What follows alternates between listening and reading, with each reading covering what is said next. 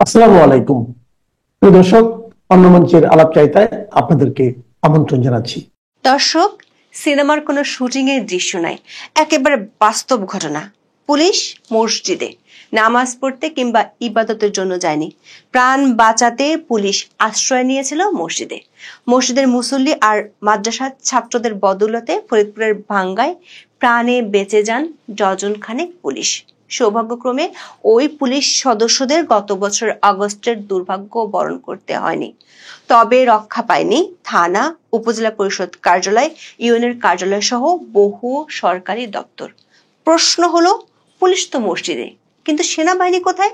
স্বরাষ্ট্র উপদেষ্টার হুমকিকে যখন বুড়ো আঙ্গুল দেখিয়ে ভাঙ্গার বিক্ষুব্ধ জনতা থানা থেকে ইউনো অফিসে বেদম ভাঙচুর চালাচ্ছিল, আগুন ধরিয়ে দিচ্ছিল, তখন পুরো ফরিদপুরের কোথাও দেখা মেলেনি সেনাবাহিনীর।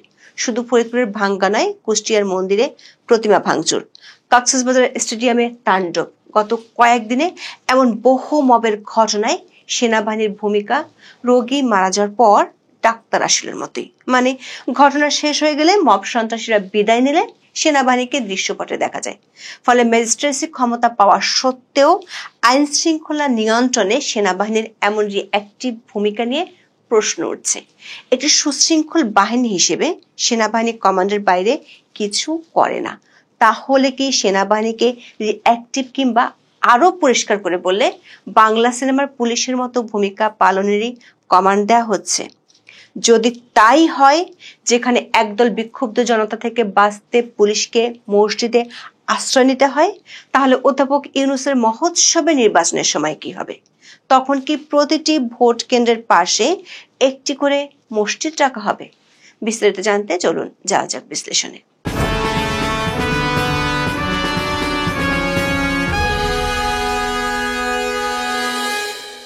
নির্বাচনের আগে আদমশুমারি অনুযায়ী জাতীয় সংসদের আসন পুনর্বিন্যাস করা হয়। এবারও তা করা হয়েছে।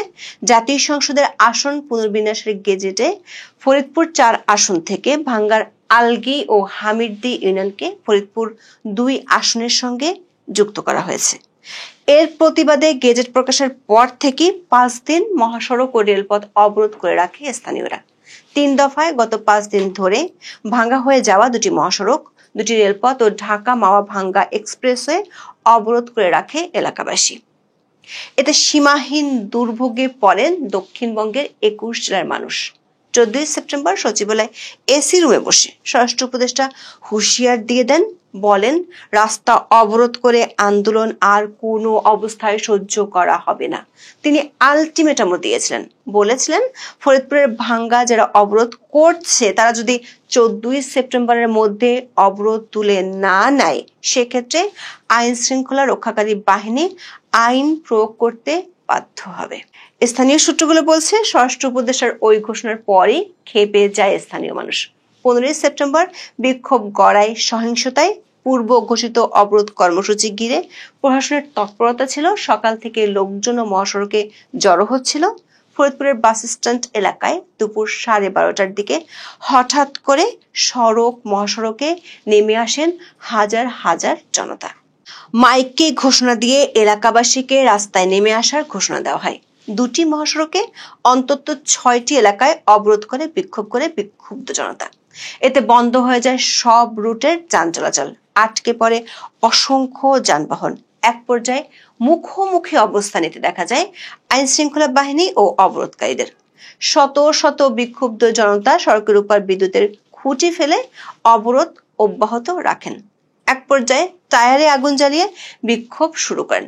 বিক্ষোভকারীদের সঙ্গে বেলা 1টার দিকে বিভিন্ন এলাকা থেকে এসে কয়েক হাজার জনতা লাঠিসোঁটা, রামদা সহ দেশীয় অস্ত্র নিয়ে মিছিল নিয়ে যোগ দিতে যায়। এ সময় পুলিশ সদস্যরা শান্তিপূর্ণভাবে দাঁড়িয়েছিল। হঠাৎ দায়িত্বরত পুলিশ সদস্যদের উপর হামলা চালায় তারা।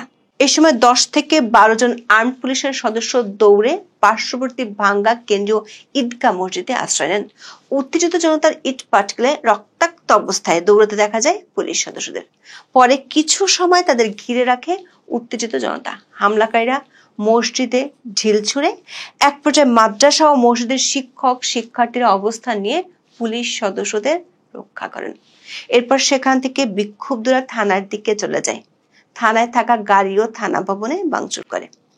ভিতরে আটকা পড়েন পুলিশ সদস্যরা। বেশ কয়েকজন সাংবাদিকের সাথে কথা বলে জানতে পেরেছি, এ সময় থানার পুলিশরা নীরব দর্শকের মতো শুধু ভাঙ্গা ভাঙ্গি দেখেছে।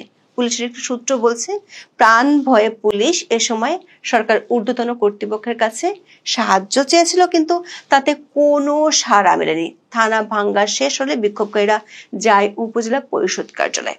উপজেলা পরিষদ কার্যালয়, উপজেলা নির্বাহী কর্মকর্তা বা ইউনিয়ন কার্যালয়, উপজেলা অফিসার্স ক্লাব ও পৌরসভায় হামলা চালিয়ে ভাঙচুর ও অগ্নিসংযোগ করেছে বিক্ষুব্ধরা। উপজেলা পরিষদের কার্যালয়ে যতগুলো রুম খোলা ছিল সব কটি রুমে গিয়ে ভাঙচুর চালিয়েছে বিক্ষুব্ধ জনতা। উপজেলা পরিষদের বিভিন্ন সরকারি অফিস ও থানা পুলিশের বেশ কয়েকটি গাড়ি ভাঙচুর ও অগ্নিসংযোগ করে। পুলিশ কিংবা সরকারি কর্মকর্তাদের এ সময় চেয়ে চেয়ে দেখা ছাড়া কিছুই করার ছিল না। তাণ্ডব থেকে বরাবরের মতো বাদ পড়েনি সাংবাদিকরাও। উপজেলা পরিষদের সহিংস ঘটনার ছবি ও ভিডিও ধারণ করার সময় মাই টিভির সাংবাদিক সরার হোসেনকে কুপিয়ে জখম করা হয়। যমুনা টিভির ভাঙ্গা প্রতিনিধি আব্দুল মান্নান সহ আরো কয়েকজন সাংবাদিকও এ সময় আহত হন। দর্শক, গত 13 মাসে পুলিশের উপর হামলাকে একটি স্বাভাবিক ঘটনার মতো দাঁড় করিয়েছে অধ্যাপক ইউনূসের সরকার। পুলিশ সদর দপ্তরের অপরাধ পরিসংখ্যান অনুযায়ী অতীতের যে কোনো সময়ের চেয়ে পুলিশের উপর হামলা বর্তমান অন্তর্বর্তী সরকারের সময় বেড়েছে কয়েক গুণ। চলতি বছরের আগস্ট মাসে পুলিশের উপর বড় ধরনের হামলা হয়েছে 51টি। তার আগে জুলাই মাসে 39টি আর জুন মাসে 44টি। পুলিশ সদর দপ্তরের সূত্রগুলো বলছে, পুলিশের উপর হামলার ঘটনাগুলোর বেশিরভাগ ক্ষেত্রেই এখন মামলা করা যায় না। ফলে আসামি ধরা তো দূরের কথা, তারা নিজেদের প্রাণ বাঁচাতে পালিয়ে বেড়াতে হয়। জুলাই আন্দোলনে আওয়ামী লীগ সরকারের পতনে একের পর এক থানা ভাঙচুর ও পুলিশ সদস্যরা আক্রান্ত হতে শুরু করে। সারা দেশে বন্ধ হয়ে গিয়েছিল পুলিশি কার্যক্রম। লুট করা হয়েছিল থানার অস্ত্রগুলো, যার মধ্যে এখনো 1350 অস্ত্র উদ্ধারই করা যায়নি। এরপর গত 13 মাসে পুলিশ নির্বিচারে মব সন্ত্রাসের শিকার হয়েছে। আসামি ধরতে গিয়ে বাধার মুখে পড়া থেকে শুরু করে মারধরের শিকার, এমনকি থানা ভাঙচুর, ঘেরাও ও পুলিশ সদস্যদের বিরুদ্ধে সড়ক অবরোধের মতো ঘটনাও ঘটছে। সূত্রগুলো বলছে, এসব করছে হয় সরকার সমর্থকরা, না হয় রাজনৈতিকভাবে ক্ষমতাবানরা। গত জুনে চট্টগ্রাম বন্দর এলাকায় একজন সাব ইন্সপেক্টর প্রাণে বেঁচে যাওয়ার পর মাঠ পর্যায়ে পুলিশের পক্ষ থেকে সরকারকে কড়া বার্তা দেওয়া হয়েছিল, কিন্তু সরকার মব সন্ত্রাসীদের বিরুদ্ধে ব্যবস্থা নেয়ার বদলে অনেকটা জামাই আদর করে থাকে। একদিন আগে কক্সবাজার স্টেডিয়াম ভাঙার সময় পুলিশ কোনো লাঠিচার্জ করেনি, কিন্তু মবকারীরা পুলিশের উপরে হামলা চালিয়েছে। সামনে দুর্গাপূজা, তার আগে মন্দিরের প্রতিমা ভাঙচুরের ঘটনা শুরু হয়েছে। কুষ্টিয়ার মিরপুর উপজেলায় একটি মন্দিরের 2টি প্রতিমা ভাঙচুর করেছে দুর্বৃত্তরা। এই সময় তারা মন্দিরে লাগানো আইপি ক্যামেরা ও এর মেমোরি কার্ডও খুলে নিয়ে গেছে। উপজেলার স্বরূপদা পালপাড়ার সেই রক্ষা কালী মন্দিরে রোববার রাতে এই ঘটনা ঘটে। দর্শক, পুলিশকে গ্রাম পুলিশের চেয়ে খারাপ বানিয়ে রাখার এই চিত্র গত কয়েক বছরের। সরকার পক্ষ থেকে দোহাই দেওয়া হয় পুলিশের মনোবল ভেঙে গেছে, অথচ বিরোধী পক্ষকে গ্রেপ্তার ও নির্যাতনের ক্ষেত্রে পুলিশের মনোবলের কোনো সমস্যা সরকার দেখছে না। পুলিশ সরকার সমর্থিত মব সন্ত্রাসীদের ধরতে গেলেই সরকারের যত সমস্যা। প্রশ্ন হলো, পুলিশ যখন প্রাণ বাঁচাতে পালাচ্ছিল তখন সেনাবাহিনী কি করছিল? সেনাবাহিনী তো ম্যাজিস্ট্রেসি ক্ষমতা আছে, তারা তো মব দমন করতে পারে। আর একটি সুশৃঙ্খল বাহিনী হিসেবে সেনাবাহিনী কমান্ড বা নির্দেশ ছাড়া কিছুই করে না। কক্সবাজার কিংবা ফরিদপুরের ভাঙ্গা যখন ভাঙচুর আর আগুনে সরকারি অফিসগুলো জ্বলছিল, তখন সেনাবাহিনী কোথায় ছিল? সূত্রগুলো বলছে, সরকার সমর্থিত মব বাহিনীর প্রতি সরকারের যে দয়ালু ভাব, তাতে সেনাবাহিনী মব সন্ত্রাস ঠেকানোর চেয়ে দূরে থাকাই শ্রেয় মনে করছে। সরকার সেনাবাহিনীকে রাজনৈতিকভাবে ব্যবহার করতে চায়, কিন্তু সেনা সদর থেকে তাতে আপত্তি জানানো হয়েছে। গোপালগঞ্জে সরকারের নির্দেশ মতো কাজ করতে গিয়ে মানুষ মেরে ফেললেও তাতে সরকার খুশি ছিল, কিন্তু জাতীয় পার্টির অফিসে মবকারীদের উপর লাঠিচার্জ করেছিল সেনাবাহিনী, তাতে সরকার বেজায় চটেছে। এমনকি সরকার বিচার করার হুমকিও দিয়েছিল। দর্শক, একদিন আগে অধ্যাপক ইউনূস মধ্য ফেব্রুয়ারিতে মহোৎসবে নির্বাচনের খোয়াব দেখিয়েছেন। আলাদিনের ট্রাগের দৈত্য এসে নির্বাচন করে দিয়ে যাবেন, তেমনটাই ভাবেন অধ্যাপক ইউনূস। দর্শক, একটা আসনের সীমানা নিয়ে মহাসড়ক অচল হয়ে পড়ে, পুলিশকে প্রাণে বাঁচতে মসজিদে আশ্রয় নিতে হয়। সংসদ নির্বাচনের দিন ৩০০ আসনে যদি এর ছিটে ফোটা ঘটনাও একযোগে ঘটে, তাহলে অধ্যাপক ইউনূসের কতগুলো দৈত্য লাগবে ভাবা যায়? এমন পুলিশ, এমন আইন শৃঙ্খলা বাহিনী দিয়ে দেশকে কোন নরকের দিকে ঠেলে দিচ্ছেন অধ্যাপক ইউনূস ও তার সরকার। কোনো ক্ষমতা চিরস্থায়ী নয়। ক্ষমতা কাল যার হাতে ছিল, আজ তা অন্যের কাছে এসছে, কাল তা অন্য কারুর কাছে চলে যাবে। ক্ষমতা কারোর চিরস্থায়ী নয়। শেখ হাসিনার কাছ থেকে ক্ষমতা কেড়ে নিয়ে ইউনূস যে বসছিল, যে চিরকাল তো ইউনূস মনে করেছিল আমি এখানে চিরকাল আমি বসে থাকবো, আমার এখান থেকে কেউ নাড়াতে পারবে না, আমি টুপি টাপা দিয়ে আমি একেবারে সারা জীবন এখানে হয় প্রধানমন্ত্রী নয় আমি রাষ্ট্রপতি হয়ে থেকে যাব। এখন ইউনূসের গলার কাঁটা হয়ে গিয়েছে খোদ আমেরিকা।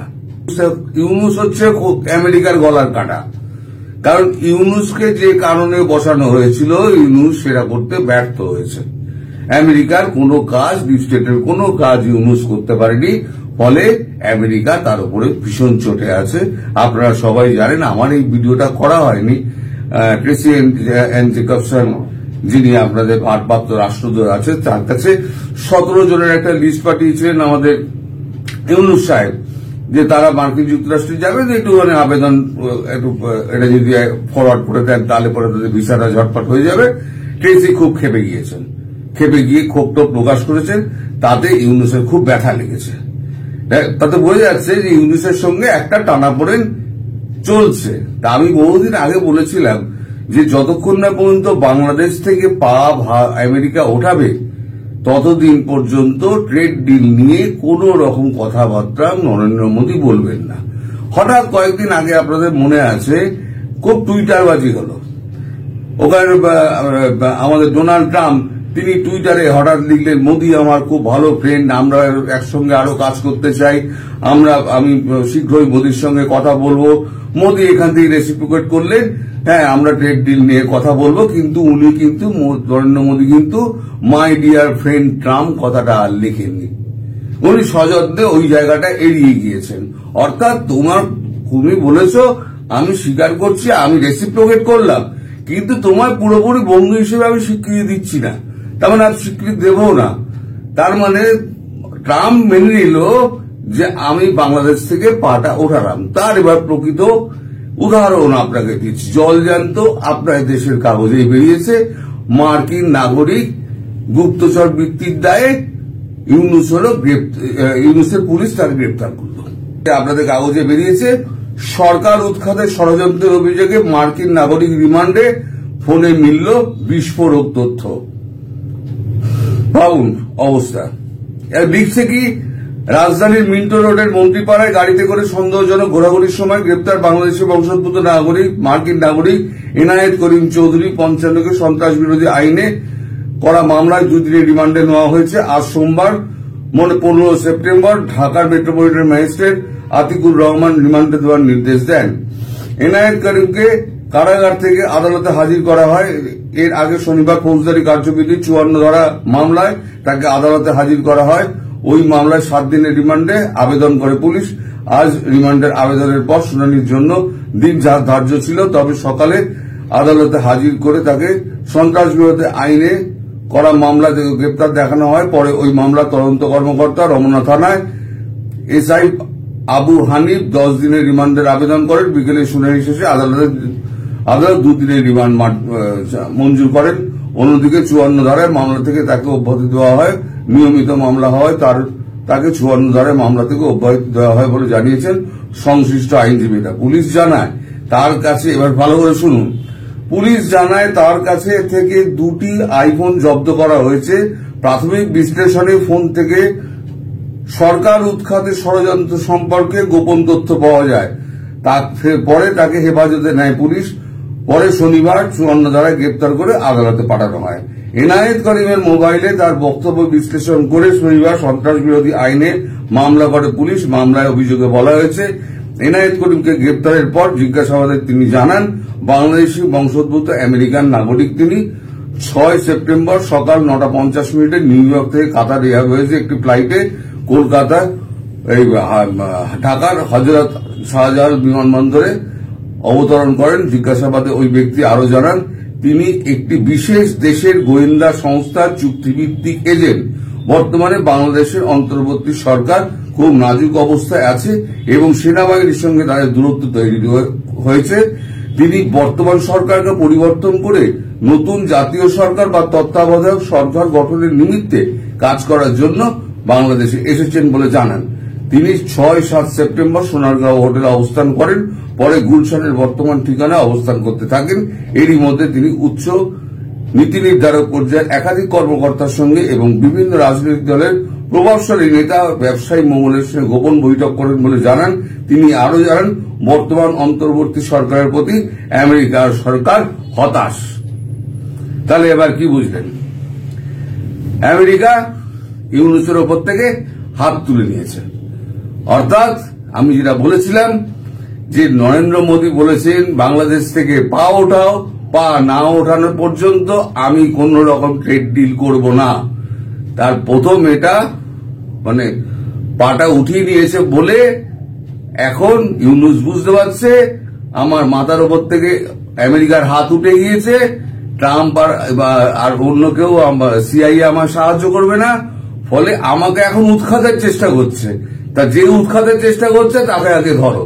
এবার সে পুলিশ দিয়ে তাকে ধরিয়েছে। যদি তাই নাই হতো, যদি আমেরিকার যদি হাত যদি মাথার ওপরে থাকতো, তাহলে ইউনুসের সাহস হতো এই ভদ্রলোককে ইকবাল করিমকে ধরতে, এনায়েত করিমকে ধরতে?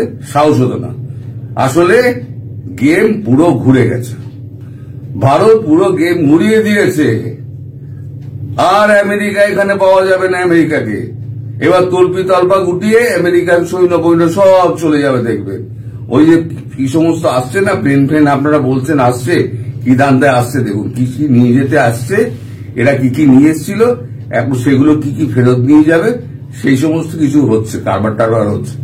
যদি মানে সহজ সরল ব্যাপার হতো, তাহলে এই মার্কিন নাগরিক যে আছে বা বাংলাদেশি বংশোদ্ভূত হলো মার্কিন নাগরিক, তো মার্কিন নাগরিককে বাংলাদেশে ইউনুসের মতো দুর্বল সরকার সে আটকে দেবে, এটা হতে পারে না। ফলে ওই যে আমি বললাম যে কোনো কিছু স্থায়ী নয়। আজকে ইউনুস ভাবছে আমি একেবারে, ইউনুস ভেবেছিল, আর ভাবছে না, ইউনুস ভেবেছিল আমি এখানে বরাবর থেকে যাব, ওইসব নাটকবাজি করে আমি লোককে ভুলভাল ভুজুং ভাজাং দিয়ে আমি ওই ইলেকশন করব না। তারপরে যখন দেখলো যে সত্যি এখন অবস্থা খারাপ, এখন প্যান্ট খুলে যাচ্ছে, জামা কাপড় খুলে যাচ্ছে, টাকা পয়সা নেই, তারপরে এখন ইউনুসের ওপর থেকে মার্কিনী হাত উঠে গেছে, সিআইএ আর পাত্তা দিচ্ছে না, ফোনও তুলছে না, মার্কিন নাগরিকদের হাত পায়ে শেকল পরিয়ে, ভারতীয় বাংলাদেশী নাগরিকদের শেকল পরিয়ে দেশে ফেরত পাঠাচ্ছে। আমাদের দেশের নাগরিককে যখন পায়ে হাতে শিকল পরিয়ে যখন ফেরত পাঠিয়েছিল, তখন তো খুব আপনারা হাসাহাসি করেছিলেন মশাই, খুব হাসাহাসি করেছিলেন। এখন কেমন লাগছে? এখন কেমন লাগছে দেখুন, অন্যায়টা অন্যায়। মার্কিন নাগরিকদের, মার্কিন সরকারের এই অন্য দেশের নাগরিকদের প্রতি, সে দেশের নাগরিক হোক না কেন, সে সম্মানীয়। সে হয়তো গিয়েছে কাজের খোঁজে গিয়েছে, সে পেটের ধান্দায় গিয়েছে, সে চুরি বাটপাড়ি করেনি। তাকে হাত পায়ে শিকল পরিয়ে ওই যন্ত্রণাদায়ক কষ্ট জার্নি করি 18 ঘন্টার, এগুলো আনা যেমন ভারতীয়দের পক্ষে অপমানজনক, বাংলাদেশিদের পক্ষে অপমানজনক। ফলে ভারতীয়দের করেছিল বলে তখন যেমন হাসাহাসি আপনারা করেছিলেন, এবারে আপনারা নিজেরা নিজেদের কপাল চাপড়ে হাসুন এবং বলুন যে ভারতবর্ষের নাগরিককে যখন এনেছে তখন হেসেছিলাম, অপরাধ করেছিলাম। এবার ইউনুস প্রসঙ্গে আসি। এবার ইউনুসের কি অবস্থা হবে? এইবারে ভারত আচ্ছা করে ঠেঙাবে। তার মানে ভারতের কাছে মেসেজ আছে। এই যে আজকে যে আপনার এই বৈঠক হচ্ছে, এখনো পর্যন্ত আমি কোনো খবর পাইনি। এই যে বৈঠক হচ্ছে, সেই বৈঠকের কিন্তু এর মধ্যে উনি বিহার গেছিলেন, বিহারের জনসভা অ্যাটেন্ড করে আবার মোদীজি কলকাতা আবার এসছেন, এসে আবার বৈঠক করছেন, করে হয়তো আজকে রাত্রিবেলা ফিরে যাবেন উনি। তো যাই হোক, এখনো তো সেই বৈঠকের কোনো খবরাখবর পাইনি। দেখি খবর পাওয়ার আমি চেষ্টা করবো। কালকে আমার কতগুলো অনুষ্ঠান আছে, তার মধ্যে আমি চেষ্টা করবো, যদি আমি পারি আমি নিশ্চয়ই একটা ভিডিও আপলোড করব। আপাতত এই ভিডিওটা এখানে শেষ করছি। সবাই ভালো থাকবেন, সুস্থ থাকবেন এবং সাবধানে থাকবেন। নমস্কার।